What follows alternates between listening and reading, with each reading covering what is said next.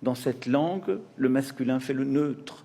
On n'a pas besoin d'y rajouter des points au milieu des mots ou des tirets ou des choses pour la rendre lisible.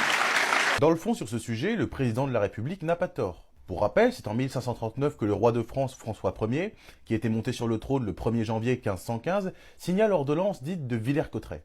Cette ordonnance a instauré le français comme langue officielle de l'État en remplacement du latin, et c'est ainsi devenu la langue de tous les Français par la suite, donc la langue officielle du pays. La langue française est une langue qui est riche, c'est une langue qui est très belle également, et nous devons être fiers de la langue française, mais aussi bien sûr des traditions qui vont avec le peuple français.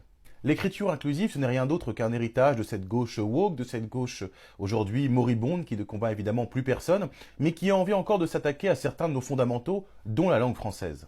Alors effectivement, la langue française n'a pas besoin de points ou de tirets en plus, elle est déjà suffisamment compliquée à apprendre pour des personnes notamment qui vivent à l'étranger ou des personnes qui l'apprennent tout court. On voit bien que c'est une langue qui est extrêmement complexe, qui est une langue qui est extrêmement complète également, et c'est une langue qui n'est pas forcément facile à apprendre pour tout le monde. Donc je pense que la compliquer encore plus n'est vraiment pas quelque chose qui sort du cerveau d'un intellectuel.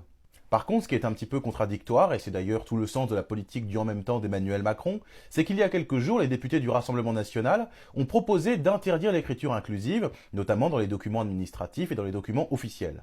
Et devinez quoi, les députés de la majorité, ou plutôt de la minorité présidentielle, ont refusé de voter pour. C'est donc ce même en même temps qui nous gouverne depuis 2017 et qui nous gouvernera pendant une décennie, c'est-à-dire je dénonce quelque chose, mais quand il s'agit de voter, il n'y a plus personne. Bon, c'est déjà bien que la langue officielle de l'État, la figure officielle de l'État qui est le président de la République, quoi qu'on pense de lui, reconnaisse effectivement que l'écriture inclusive n'est pas nécessaire, mais je trouve un petit peu bizarre de ne pas voter quand il s'agit de l'interdire officiellement.